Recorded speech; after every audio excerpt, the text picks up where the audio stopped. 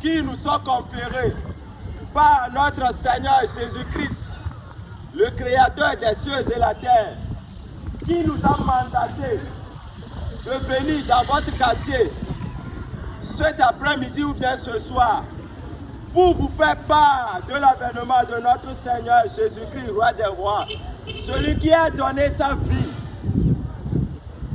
à notre place sur la croix, pour que toi et moi nous soyons sauvés de nos péchés. Alléluia. Amen. Parce qu'il est dit dans sa parole, dans Jean 1, le verset 1, car au commencement était la parole, et la parole était Dieu, et la parole était avec Dieu. C'est ça. Amen. Donc si je comprends bien, tout ce que nous devons faire, tout ce que nous devons manger, tout ce que nous devons avoir, tout ce que nous devons dire, tout ce que nous devons avoir, nous devons le faire tout dans la parole du Seigneur Jésus-Christ. Amen. Amen. Alors pour cela, il a continué et nous a enseigné dans le livre de Apocalypse 1, le verset 2, en nous disant, heureux celui qui garde la prophétie de ce livre. Amen. Amen. Pourquoi? Question. La Bible, ou bien la parole de Dieu nous enseigne de garder la prophétie, la parole qui est dans ce livre. J'ai compris quelque chose au préalable dans le livre de Josué 1, le verset 8. Il a dit que ce livre de la loi ne s'éloigne point de ta bouche. Médite-le lui et tout, afin que tu prospères, afin que tu réussisses, afin que tu sois victorieux, afin que tu gagnes, tu domines sur toutes les choses.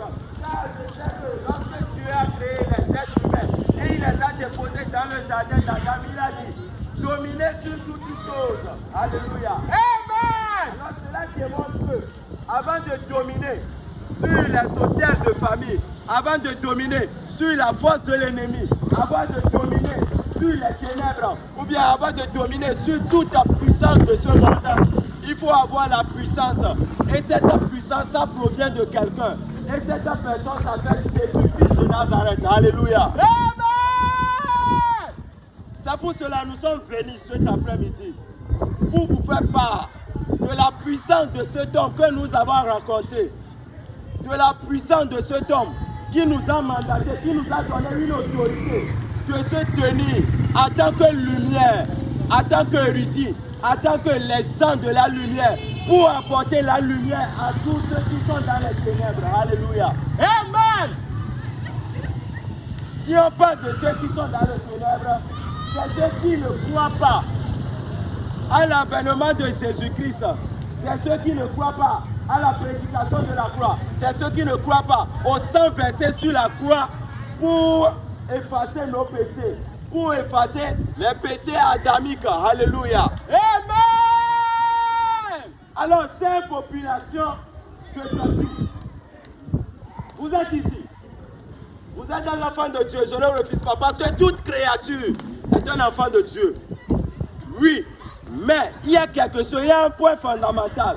Tu es enfant de Dieu par nature. Maintenant, il faut être l'enfant de Dieu par adoption. Mais qui nous a adoptés en tant qu'enfant de Dieu? C'est Jésus-Christ. C'est ça. Alléluia. Amen. Il faut que tu sois né de Jésus-Christ. Il faut que tu sois baptisé de Jésus par Jésus-Christ. Il faut que tu sois baptisé au nom de Jésus-Christ pour être sauvé. C'est pour cela qu'il nous a dit dans le livre de Matthieu que d'aller et faire de toutes les nations mes disciples. Alléluia. Amen. Alors pour être le disciple de Jésus-Christ, il faut suivre ses commandements. Il faut suivre ses principes. Et lorsque tu arrives à suivre ces principes, la grâce par laquelle il nous a rachetés, ça sera à ta portion. Ce qui fera que tes prières seront exaucées. Alléluia. Amen. Seront exaucées. Alléluia. Amen. Quand je m'en fais un peu dans le livre de Ésaïe 59, le verset 1er au 2e, non, les yeux, ou bien l'œil, ou bien l'oreille, le Dieu n'est pas sourd, ou bien sa mère n'est pas sourd pour nous sauver. Mais ce sont nos crimes, ce sont nos péchés, Ce sont nos choses nyama qui nous éloignent de sa face. Alléluia. Amen. Ce sont les péchés dans lesquels vous êtes. Ce sont les péchés dans lesquels nous sommes. Dans ce quartier de Toti, qui éloignent la face de Dieu, qui éloignent la gloire de Dieu dans notre vie. Alléluia. Amen. Or, la promesse de Dieu, c'est la promesse du Seigneur Jésus-Christ pour nous, est que de dominer, est que de prendre l'autorité, est que d'avoir le succès. Or, pour toi, soit tu constates que dans ta vie, il n'y a que ténèbres. Soit tu constates que dans ton business, rien ne marche. Soit tu constates que tout ce que tu fais, ce n'est que zéro. Alléluia. Amen. Je voulais te parler de quelqu'un qui a la capacité, qui a l'autorité, qui a la puissance, qui peut changer toutes tes situations. Car il m'a dit dans sa parole, dans le livre de 3 Jean 1, le verset 2, qu'il souhaite que tu prospères comme prospère l'état de ton âme. Alléluia. Amen. Pourquoi? Il a dit que tu prospères comme prospère l'état de ton âme. Parce qu'il sait qu'il y a une mystère, qu'il y a quelque chose de mystérieux qui est caché dans ton âme, qui va t'aider à ce que tu puisses te relever. Parce que la Bible dit, tout ce qui va porter ciel ici, ça commence premièrement dans ton âme. Et quand on parle de âme, on parle de l'esprit. Alléluia. Amen. S'il faut prospérer, il faut que ton âme soit propre. Il faut que ton âme soit digne devant Jésus-Christ. Il faut que tu sois digne, tu sois clair, propre devant le Seigneur Jésus. Alléluia. Amen. Alors, si je reviens maintenant, pour vous éclaircir quelque chose concernant l'âme, nous allons aller dans Ézéchiel 18, le verset 4. Il dit, l'âme du Père comme l'âme du Fils est un Père. Et il continue, il dit, que cette âme soit, et il continue, que l'âme qui pèse, c'est l'âme là qui mourra. Alléluia. Amen. Pourquoi l'âme qui pèse, pourquoi c'est l'âme qui pèse qui va mourir? Question.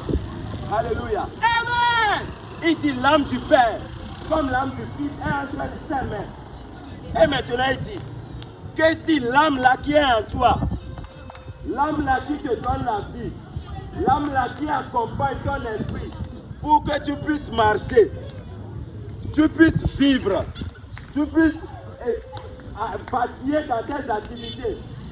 Il dit que si cette âme pèse, cette âme va mourir. Ce qui démontre que si cette âme meurt, tu n'as plus la vie en toi. Alléluia. Ne louvoma quoi que tu avais appelé que me galomo.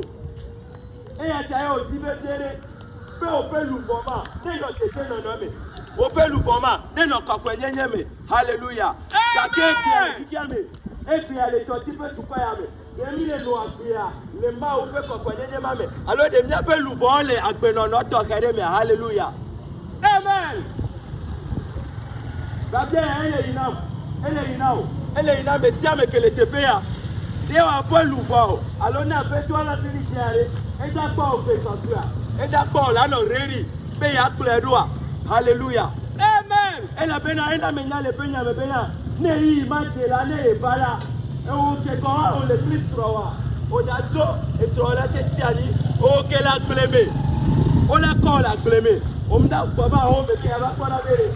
Pour qu'il y ait le point. Alléluia. Amen. Et il y a mis le coup de passe à nous, auto gauche droite. Mim l'obé à mes wami. Mim l'obé bien voilà. Mim l'obé Jésus Christ soit. À mes yewa tiens. Et on va, on s'en va faire les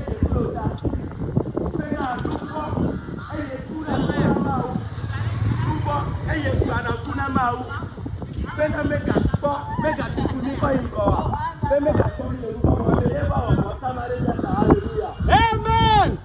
Amema be fosa penya ye miele kulana mile kapopo yame e ya epenya nu epe kuma wa be nu be benami ye na be gbia miete note miete dunado ti miete du bibiti me pelu soti e la bena e na me ya bena je pe ye te keni le la bibiti ma ga pa mu sele te pe ma jo hallelujah. Amen.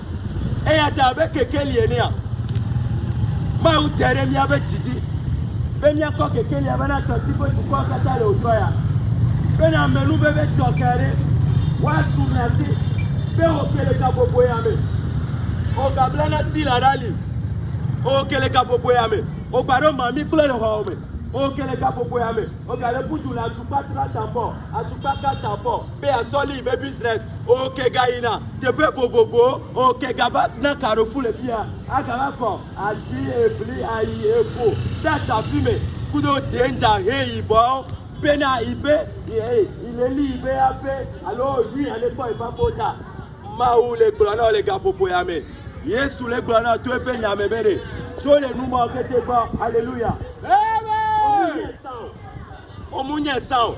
Et l'apôtre Paul le 1 Corinthiens 12 le verset 1 de bere. Je ne souhaite pas que vous soyez des ignorants. Il m'a dit bere. Il y a n'a pour le temps. Il m'a dit bere. Il y a n'a nous mania là-haut. Et entier et toi et sinare pe subaladi. Et sinare ma opedo la di bena. Et si aira tutu no bena. Wa de pe pa nyare na me. Nyamero ni le tepe ya. Ino na no mero me. Mi kwana be etebe yo anu eme. Alo yin be yo ro la anu eme. Ga kele ojo ya. Ba be ma sorte o. Be ba be ma de fufu ba le ku me na o. E la be pia. Mi ko e. E ke kiki akete ba tole. E ke tu ko ka tra ba le wo. Ba le no agbe. La ka si me. Le lu pe ple. E ko la ka le ti. Yo ko pere ko. Wa le ko ko le ko ko do. E ko la ko de bi. Mu do pere ko. Wa ele ho. Agbo kaka. E ko la ko nyonu. Ne la to ku do mu so a. Ela be musu ne debe kakai wa soto nu mene ola ga konyo nu tane ne ma ela ke batame be musu ne dido mene e mo kata ele nyi nu vone e mo kata ele ge coup prématuré ba alléluia amen le pere be ti bele ka popo ya me be o esronye mate dido mene mate dido boma mene fe amen le pere esronye mate ta e type ne apeto le plan be to le nu wa kete yo me e won ti o 1 Corinthiens 12 le verset 1er. Pays ignorant, on peut ça. Quoi qu'elle t'a beaucoup à faire. Après ça, le plan, on les dit, on les dit, Tata Baba a tout le monde. Kakere, on tore, on m'a dit tout le monde. Alléluia. On tore, on m'a dit tout le monde. Non, Seigneur, à quoi? Et il y a yare, et il y a nous serrer, et il y a nous nous serrer, et il y a nous de Konambe, Kosnana Bato. Alléluia. Et nous sommes à peine à mettre dans les capopoyame. Nous sommes à un tiers d'apopona les capopoyame. Nous sommes à maintenant le 1 Corinthiens le verset 18 mais car la prédication de la croix c'est une folie pour ceux qui périssent. Mais pour nous qui sommes sauvés c'est une puissance de Dieu. Alléluia. Maoupe Yesu. Béatis au Gabenia.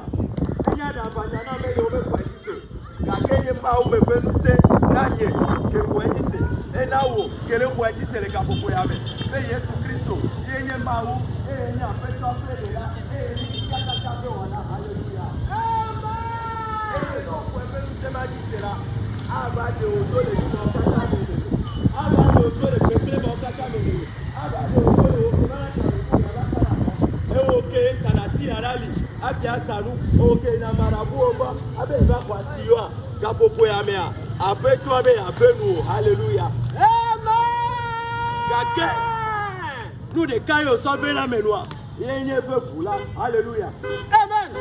Fe pula, abale ma ou l'omnia, toti pe tu kwaya, etien bien pierre, be ya wanuka, eto fia konu govire kasodeda, c'est 3 verset 16.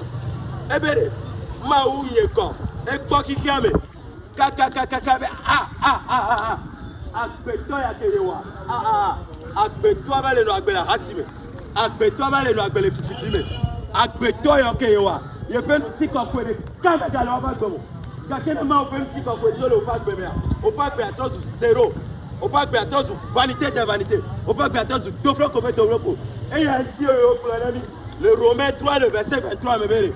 Car tous ont péché, ils se sont privés de la gloire de Dieu. Alléluia. si je comprends bien, Moïse a cherché à voir la gloire de Dieu. Le grand Moïse, le prophète de Jésus, le prophète de Dieu, il a cherché à voir la gloire de Dieu. Et maintenant aussi, par nos péchés qui sont dans nos âmes, qui va nous faire mourir. Alléluia. Que par ce péché, nous sommes privés de la gloire de Dieu. Maintenant, pour être rachetés, pour revenir, pour amener cette gloire qui a été volée, qui a été privée de vous, quartier de Jordi, Jésus a décidé, Dieu a décidé dans les cieux de faire quelque chose. Et qu'est-ce qu'il a fait? Il a décidé d'envoyer son fils unique. Il est révélé dans Jean 3, le verset 16. Et il nous a dit, car Dieu a tant aimé le monde, il a donné son fils unique, afin que nous sommes soit le délit point et la vie éternelle. Alléluia. Amen. Alors, ce qui implique que si tu veux avoir la vie éternelle, il va devoir croire à Jésus. Si tu veux avoir la vie éternelle, il va devoir accepter Jésus comme Seigneur et Sauveur dans ta vie. Alléluia. Amen. Et par quoi tu peux l'accepter? Par sa crucifixion à la croix. Alléluia. Amen. Alors la Bible me dit que Jésus-Christ est né par la Vierge Marie, celle qui n'a pas connu de garçon, celle qui n'a pas connu de béni, celle qui n'a pas connu d'homme. Alléluia. Amen. Que cet enfant appelé Jésus-Christ, que le prophète Esaïe avait annoncé, que le Dieu Tout-Puissant va nous envoyer un enfant. Et cet enfant sera appelé Emmanuel, ce qui signifie Dieu est avec nous. C'est ça. Alléluia. Amen. Emmanuel, Amen. le Dieu qui sera avec nous et le Dieu qui est avec nous. Alléluia. Amen. Et si le Dieu là vient et qui habite en toi et qu'il est avec toi, ça va t'aider à fuir le péché. Alléluia. Amen. C'est pour cela, le Fils, Jésus-Christ, il est venu dans le monde. Qu'est-ce qu'il est venu faire? Question. Voilà la question fondamentale. Qu'est-ce que Jésus-Christ est venu faire? Question. Le jour là, on était tous ensemble, moi et mes frères. Et toute cette population de Torti, Jésus-Christ était venu dans ce quartier. Il prêchait la bonne nouvelle. Comme je vous le dis en ce moment, comme nous sommes ici, en vous parlant du Seigneur Jésus-Christ, il parlait, il prêchait, il disait, répandez-vous, répandez-vous, croyez à la bonne nouvelle, croyez à la bonne nouvelle. Mais, est-ce que la population de Torti a cru à ce que Jésus-Christ dit, a cru à ce que les serviteurs de Dieu disent? Alléluia. Voilà la question. Maintenant, Jésus-Christ, il travaille. Il a commencé son œuvre. Maintenant, nous allons rentrer dans le livre de Luc 23. Qu'est-ce qui s'est produit dans ce verset? Alléluia. Amen. Jésus-Christ a commencé son ministère et est arrivé à un point. On a attrapé Jésus-Christ. Jésus-Christ a été attrapé. Alléluia. Amen. Jésus-Christ a été saisi. Et précisément où? Jésus-Christ a été saisi dans un jardin qu'on appelait le jardin de Gethsemane. Alléluia. Amen. Jésus-Christ a été attrapé à Gethsemane. On est Jésus-Christ. Le Gethsemane pas quoi. Et on est Jésus. Jésus a venu se au Katadon. Jésus a venu pas où il est. Petit Dieu.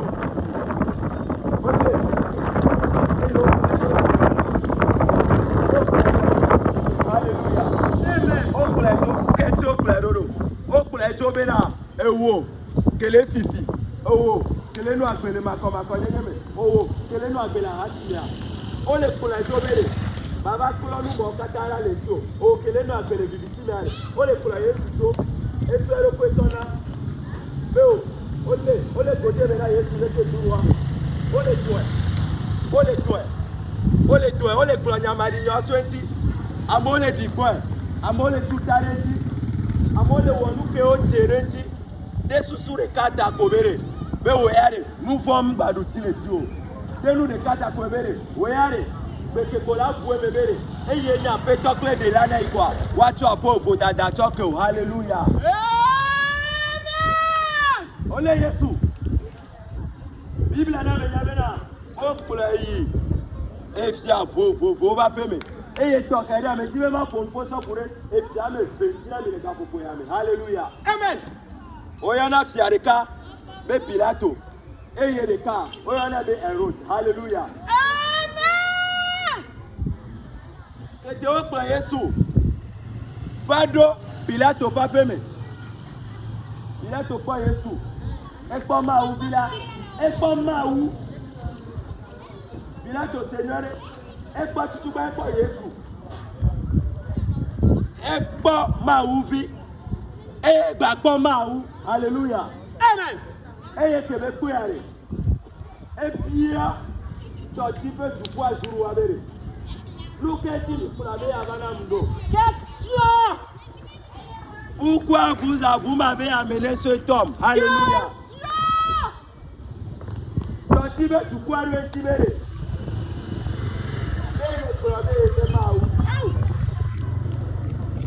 Bele club ya ironu seke la te son nouveau soke. Bele club ya ye. Alléluia. Amen. Louketi Yesu la cité. La be fioye nyo. Kakemi nyabena le ture kamea. Et fiore kana nani. Le ture kamea président le kana nani. Le Togo le pia. La be son excellence et for the sozina. Allo. Et la sipiadi. Nemi kana fija. Mila pa la be. Ukwa le kuru. Nemi penia. Nami o Patrick alors. Nemi Côte d'Ivoire la be Ouattara. Nemi Tuvovomea. Nemi États-Unis.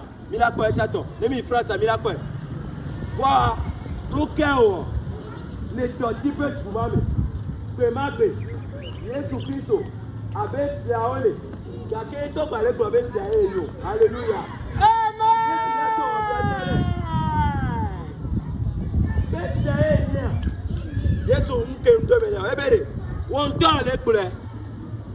To tu be tu kwa. Yon to mi le kure. O bila to le kure. Be tiae mu. Alléluia. Ebe tiae mu ni. Ka kiane. Ibe tiae lu kiane. Alléluia. Yesu bele. Etiae kakere ya ebe tiarukare. Kula ni ba ile kefeo. Yebo ebe tiarukare ele tipo. Alléluia. Amen. Pour be Pilato pagarabe Na me ale klobe. Ebe tiarukare mna ni gajo. Kake pa ou leka. Yebo ela tenani. Les supérés dit les tipois. Ça veut dire que ça veut dire les tipois. Alléluia. Question. Alors, Yesu, je vais t'en plus de temps à ma voix. Alléluia. Amen.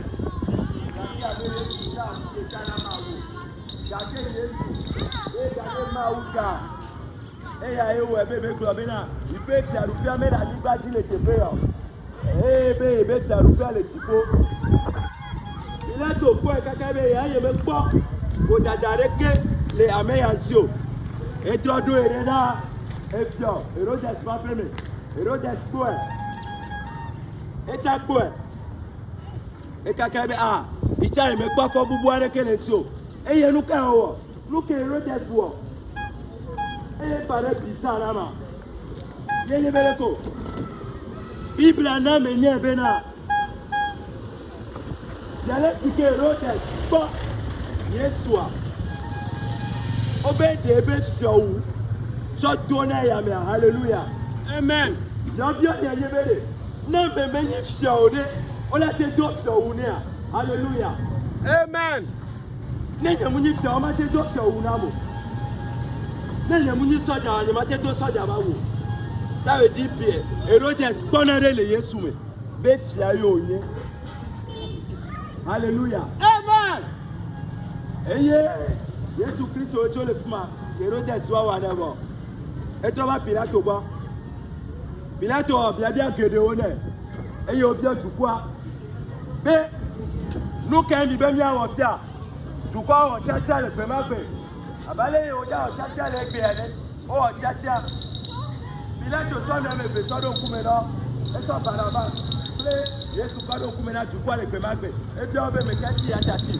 Chukua o, aderibe chukua o, dotibe chukua o, tete pemagbe. Be wa tati kwa barabas. Nuko ola tati. Ameye wona, ahasi ameye dona kulejo. Obo wa tati no waka Yesu Kristo. Hallelujah. Amen. Eye le Yesu Kristo ya. Beka kamea. Okule. Okule ko ikaba bitolaji. Okule ko igolgota tolaji. Eye onabela. Ok, la tisse au gâti. Ok, la tisse au gâti. Ok, et vous les corps. Ok, et vous allez corps. Ok, et vous les corps les dit. Nous, quand vous m'allez les corps. Et vous m'allez les corps. Les Jésus Christ aussi. Bena, Woya, Wabakula pour nous borda. Bena, Woya, Wabakula au paix. Nous, Yokata Menele. Et yé mes corps. Maou, que Wada Nibatiwa.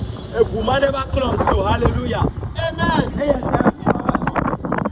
on a les Colossiens 2, le verset 14 à 15, le bénin. Et voir, et va cloniati, et voir, et va décomputiona, et voir, et va de tchekakora, et voir, et va de CDDona, et voir, et va de Moumaye Mayona, hallelujah. Amen. Et vous m'avez, yé nous scellez. Et vous m'avez été fait nous. Benanu yo kata menele. CDD yo kata menele. Tu yo kata menele. Et tout les meilleurs. Mais clair la journée dit. Mais tout les meilleurs. Pendant la journée. Yesu Christ au peu pour moi et corps. La tisse au parti le paiement béare. Et Kori. Bewoya. Atema Aruka. Atema encore dédé. Bewoya. Atema encore. Benare. Voyons Baba Wako. Voyons Baba Wuni. Voyons Baba Wale. Afsi accordé d'eau. Yaken nous kako d'abord. Yona Lida. Les 1 Jean le verset 9 béni. Non, Peignard, si tu confesses de ta bouche, si tu confesses tes péchés, il est juste et fidèle à te le faire pardonner. Alléluia. Amen. Qu'est-ce qui pardonne le péché? Question. Si ce n'est pas le sang de Jésus. Alléluia. Amen. Seul le sang de Jésus peut te purifier. Seul le sang de Jésus peut te purifier. Seul le sang de Jésus peut effacer les autorités et les dominations. C'est dans ça il a parlé dans Colossiens 2, le verset 14 à 15. Il a dit, il a dépouillé les autorités. Il les a condamnés à les livrer en spectacle à la croix. Alléluia. Amen.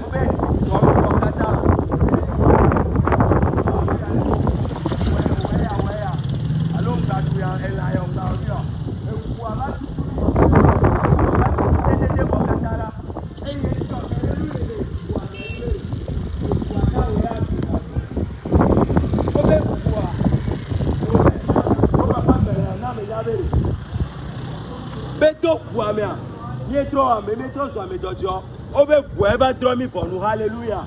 Amen. Et il va approfondir l'Hébreu 9, le verset 22. Sans effusion de sang, il n'y a pas pardon pour le péché. Vous connaissez Manuel, nous voulons faire ça. Alléluia. Amen. Et que Jésus Christ au peuple. Et puis pour ça, la tisse au gantia, elle est bébé. Alléluia. Elle est bébé. Et puis pour ça, doyoyo l'aimé, katutu l'aimé, sidoudou l'aimé, amenou bébé l'aimé. Et il y a des gens qui allez yo le fouet, y est voilé corps, allez yo le cœur, y est voilé corps, allez yo le wanou, y est voilé quoi. Eh bien, par tes maîtrises, nous sommes guéris. Alléluia. Amen. Mais donc, les gars, pour boire, ok, laissez Yesu peña, ok, laissez Maou peña, ok, laissez Yesu Christ au peu peña, y est dans les mots, y est bébé, c'est les mots, y est dans les si on va bien, les gars, pour boire, Yesu Christ on est yon tono. Yesu Christ on peut vous ne tout cao. Yesu peut vous, Yesu Christ on peut vous. Et yo kola ti so ganti. Et ye pe abi. Et pe abi. Et ye me pas doyo yo. Ne yo a bébé cessé. Et on peut tablir les siare. Apo ben les siare. Et yo kata le bébé cessé. OK, dolé les don bona. Diabète syphilis sida gonocosia hernia paluya Et dans les ciels pour me dire. Et yo kata le don pour na le gabo boyamea. Mais do pena me quand Jésus Christ au peuple. Et y en adore. Et y tunata. Et y pena me loi. Et y entendant le gabo boyame. Et Jésus Christ on a c'est dans la toi. Amen. Jésus Christ au peuple. Et quand la dit son ganti. Et yo beto boulame. Les codes. To boulame. Trop zo me kokko. To boulame. Et trop zuma obi baba. To boulame. Ya boueme. Pour me appeler nous oko. Benya beto clé de l'ennemi. Et yo a commis de pe fiaroupia me alléluia. Amen. Fiaroupia pe biblie le bébé. Kake nous de kake la te na au monde papa. Le fiaroupia mame. Le Jésus Christ au pe fiaroupia me. Kenye ma au pe fiaroupia me. Yenye fula. Yenye fonsa to ba o. Alléluia. Et yaka yo nami na le Hébreux 3 le verset 7 me bere. Keke pe o la senyaya. E kupe nyaya. Keke bola sema openyaya. Kenyi be nyayo so kikia. Kenyi be nyadi o na ira le kapopo ya me. Ebe keke bola senyaya re. Ngba se la potimo. Keke bola senyaya re. Ngba krito bele. Yaya gbano asimo. Yaya gbano nu gbegbemo. Yaya gabana karofo agaba sana fo. Yaya ga ina boko. Yaya ga ina buno. Yaya ga no sukadari. Yaya ga no sukamomio. Gbe akiare. Krole au petit. Alléluia. Amen. Krole au petit. Et na bouye sur les camés. Benya peto clé de l'année. Et na pas gommé les typos qui arrivent. Alléluia. Et attends. Ada sido pea. Na bien pourquoi? Bena akaye diplôme mi bere. Le Jésus Christ au fin comme. Ya fois si bena ma onu so kata to le gabu ya.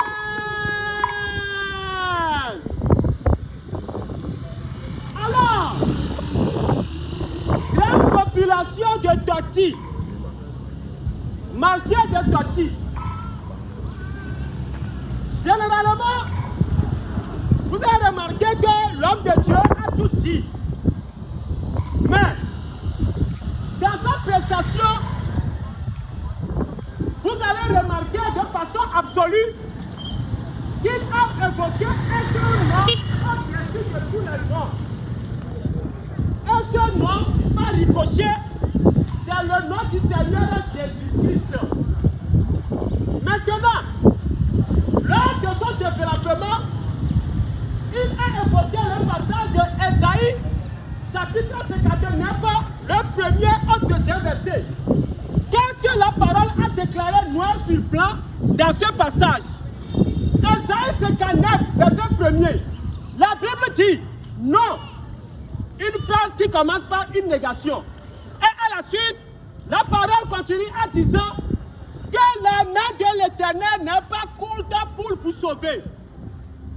Maintenant, les oreilles de l'Éternel ne sont pas dures pour vous attendre. Pourquoi? Parce que vos crimes et vos péchés lui cachent de vous voir. C'est pourquoi la parole a été claire dans Romains chapitre 6, verset 23, en disant que le salaire du péché, c'est la mort. Autrement dit, il y a des gens qui sont vivants, des gens qui sont sept comme moi. Ils marchent, ils exercent leur activité, mais ce sont des zombies.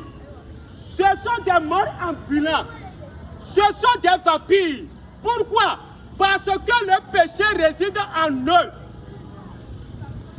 Or, le travail absolu que Dieu a effacé sur cette terre, c'est de venir éradiquer le péché sur cette terre. Dans notre jargon, on peut dire que Edoreka, que Maouvaole, Anibati, que Ateto pour me dire que Matewa, Yaniberuko, Maouva de nous voir l'Anibati, Yantinabiko Jean, chapitre 1, verset 29, 30, 31, 32, 33. Les deux thèmes aussi siamés. Au moment où Jean-Baptiste, Johannes Sidota, et les deux Sikaramoa, Bible Jésus aussi s'est déplacé pour administrer le baptême de Jean. Il y a Jean-Baptiste,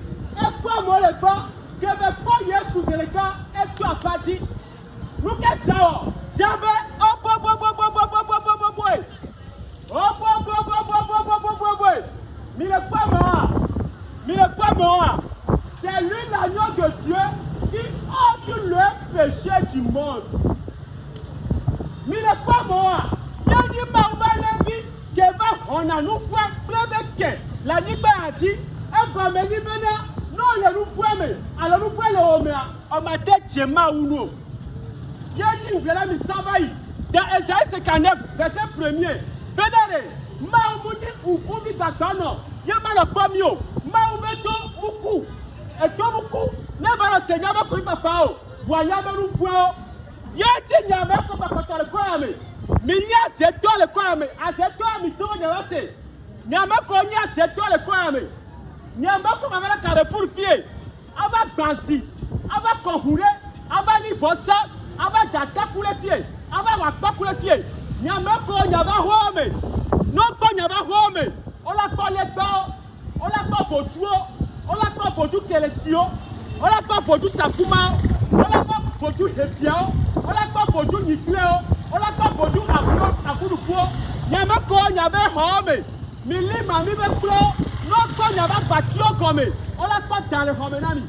On l'a pas pour le homenami. On l'a pas à baba le homenami. Il y a même quand il y a pas il y a pas lio. Il y a plein de tirs à la lit. Il y a même quand il y a pas loi. On l'a pas bague de protection. Bague anti-incident. Bague anti-poison. Bague de richesse. Nyameko, miniru suoro, va mi takoto, ba pura dure fife oba tabe. Nyanya fife oja, mi takoto, mi le gbanya no ba suho. Nyameko nyame para le koya me. Bible abe, nde kake milawa, yenyi beruko, ya ho Yesu. Sinon mini ame kuku le titenu, les morts ambulants. Yejo la kobe ke Yesu ba ni be adia, muta kuma me pepo. À l'âge de 30 ans environ, Bible avait, Jésus a commencé son ministère. Et il a effectué au total 3 ans et demi. Voilà comme ministère, mais Jésus m'a nous fait pas. Jésus m'a nous fait pas. Jésus m'a nous pas. La parole a déclaré qu'il est juste. Et en lui, il ne s'est pas sorti de fraude. Voilà nous qui on va aller Jésus. Chapitre 18. Ache semane, Yeteman va pas mais ma ba glamisa, on va aller Yesu. Wa Yesu, teni benye teni mau, yedi nous sekatato, yedi avec yo radio. Yedi avec Turaka, yedi avec yo na lu Yesu. On doit prendre Lazare, la chasse à 11. Et puis, on dit Gabende, et yo domé, Lazare popo, va qu'est-ce va correcte pewa, Lazare tité. La fille de Jairus, déjà mouchio, déjà coup Zairus eleka Yesu ifuru ebe nu kejo Yesu be talita kumi e ko mani be shoni fi chite le biafo bo keke makatole wu amo ke be katole wu amo Yesu so agbaja me fe gbonu amado so multiplier en autant pour nourrir 6 à 7 000 personnes sans compter les femmes et les enfants. Vois Yesu le keke ba ma boame o bele e da siero pe ye ko le nu kejo o pleso religieux ba home ou on va placer le gouverneur va home. Vois, vu que là ne tenez pas attention, le bon chapitre 18, soit verset 34, soit combien les arômes, on l'a pas de gouverneur post Pilate. Et bien les souvenirs. Yesu, vous savez, à moi le gouverneur, et fiaoni, n'y a pas de et fiaoni. Jésus, j'ai appris que tu es un roi. Dis-moi, es-tu véritablement un roi? Yesu là qui nous permet, il n'y a encore le pied maré. Et son top boa. Alors, on s'est la mobile, passe Pilate pour nous, et bien, oh, si le chiffre, il a été amené. On donne envie au jour, mais dans les plaies, il y a sur la doigt tirée, pas ricochet, et bien, nous, quoi, là, il n'y a pas mais et fiaé, mini. Voilà, Seigneur, fiaé, nous payons, nous, la liberté, et bien, fiaé, nous payons les typos. Mais quel est fiaé, les typos? Et c'est 66 verset 1er. Bible avait dit, l'Éternel Dieu est dans le ciel. Le ciel est son trône et la terre est son marchepied. Bible a bien maouni tipo et ni tipo ni maoube fiaroupe. Ne tipo ni maoube fiaroupe. Il y a dans chapitre 18 verset 34 à 36. Il y a sur le tour de pense Pilate pénale et ni fiamadi fiale tipoare. Il y a sur coup maware mais qu'il ni fiale adomo. Et nous qui quand même pense quand on va dans le béa. Il y a dit même quand il y a sur ni maou. Il y a dit non mais il y a sur ni maou on la coupe on la tire. Yati no be la gbe avec to. Wa be kelu po, yo be na Yesu mu nyima wo a. Aja be suma ko. Yati o la gbe be na Yesu. Ko kelu pa Luc 23. Mama ma blessa. O be ko ka Yesu. E la tia. O ka Yesu ku do tia me fere. Criminel a me fere. Terroriste a me fere. Atoglaso a me fere. Voilà nous qu'est d'accord. On la commune qui a viré quand elle est sous Yesu. Eh bien Yesu, yaba bo yima uma, yaba bo na kuku desima, yaba bo na woni secteur, yaba bo na woni jombrima. Tu as fait ba et ton réprimandé tu as fait pas toi le ton est hier. Ne crains pas Dieu, mais quand il m'a fait la bramo. Ah pertinemment, tous les juifs savaient qu'il y a un seul Dieu qui est l'Éternel, le plus haut des cieux. Voilà qu'à propos mais tu as vu le ton est Omu fondane mauma. Papa, et bah toi yeti, y'avait le bon kumena Yesu. Et toi Yesu benare. Yesu, Jésus, souviens-toi de moi lorsque tu viendras dans ton règne. Mais que tu ne viens pas bena Yesu et fiabenyo parce que fiera te va me fiadu keme. Mais qu'est-ce que non? Souviens-toi de moi. Avant vous dîner. Non, trop banale au fiadu pemelo. Yesu la kenou quoi? Et la kenou quoi? Eh bien, en vérité, je te le dis. En vérité, je te le dis. En vérité, je te le dis. Souviens-toi de moi lorsque tu viendras dans ton règne. Alléluia. Amen. Yalou kadjo. Yesu te le bena ekbem le tono. Nyekuto mila doko le paradis sommet. En vérité, je te le dis. Tu seras avec moi au paradis. Les paradis sont que Yesu t'aurait. Yesu te le donne ta femme de le fou. Hein? Si Jésus n'avait pas les droits de propriété, les droits du jus, de fructus et d'apousus sur la parcelle du paradis, est-ce que Jésus peut promettre le paradis à ce brigand? Ce n'est pas possible. Américain tenu paradis et ni maou. Mais Yesu mu ni maou a, ma tête le fiafio avec le paradis somo. Yesu la pomme de Yesu.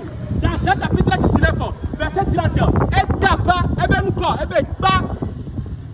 Il a dit que tout est accompli. Yesu be ba, Yesu kedjo, la dit son gadi, Yesu kou. Jésus est mort sur la croix et il a été enseveli. Voilà pas fort. À mon coup, la Libye a dit président au cou. Amen. Des personnes importantes au cou. Va combien dire à moto de ma Rome. Va combien dire Yesu.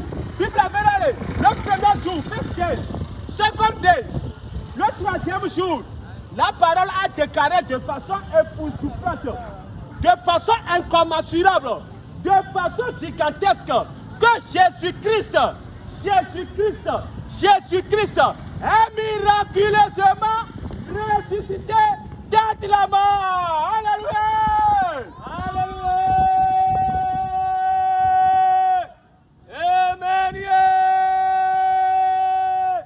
Alléluia! Alléluia! Alléluia! Yeti, les mamans yeti souvent, et nous qui n'y a mis le corps à me, et nous qui n'y a mis le Dieu à me, yeti nous corps, Yesu, il n'y a pas de homme, yeti n'y a pas mis quoi que a seul de Funamira, n'y a pas mis quoi que Mamiola de Funamira, n'y a pas mis quoi que ne me mouche sur la peur, la même chose sur la chère, mais on honora. Nata mi pade nous village qui go par ça ton amila. Nata mi pade que et pour me pas consommer sur le popol là, il est ça qui est là pour. Ni na tina fo. Ya na se na wala bi anenia. Ye bi be nko. Ya ho Yesu na be tiome. Ye tu la comme Yesu après sa résurrection. Et au 40 jours la nuit a dit, il y a 40 jours moi et il dit pas. Yesu Dieu il dit pas. Yesu Dieu il dit pas. Yesu na mi pas. Apocalypse chapitre 3 verset 20. Maouba m'appelait. Ebenare, je me tiens à la porte et je frappe et je colle. M'bato te le roi nous, il y a le pour toi, mais si tu attends et si tu ouvres le père, je suis le pour toi, est-ce que voilà bien mis le croix ami? Je suis le pour toi, voilà ebena non pour toi, c'est-à-dire que voilà nama ou assez, de la doit faire tiomé. Si tu ouvres, j'entrerai chez toi. Et je souperai avec toi. On va dire coup de main au milieu de le tranchi, mais quel coup on y est? Et quoi il y a? Après, même quand tu as après, même quand tu as dit, bah, oui. Eh bien, non, oui, elle a deux fois, elle a deux coups d'eau. Ocho le sibe kenene. Yesu totito. Voilà ben on le croit amen. Yesu pas le timenao. Yesu pas la kemenao. Nde ka kontia. Ni Yesu. Yesu ne mi pas Romains 10. Verset 9 à 10. Bible a mis le nyabenade. Si tu confesses le Seigneur de ta bouche, non, moi-même, Yesu est mao. Et si tu crois dans ton cœur que Dieu l'a ressuscité, non, voilà, fait Dieu, mais la position suprême, c'est-à-dire que le parasisme, la position élevée, la ressuscité, tu seras sauvé. Formule 1, sur ce, que le Seigneur vous bénisse, que le Seigneur vous garde, et que la protection du Seigneur Jésus-Christ soit avec vous dans ce quartier. Alléluia. Amen. Alléluia.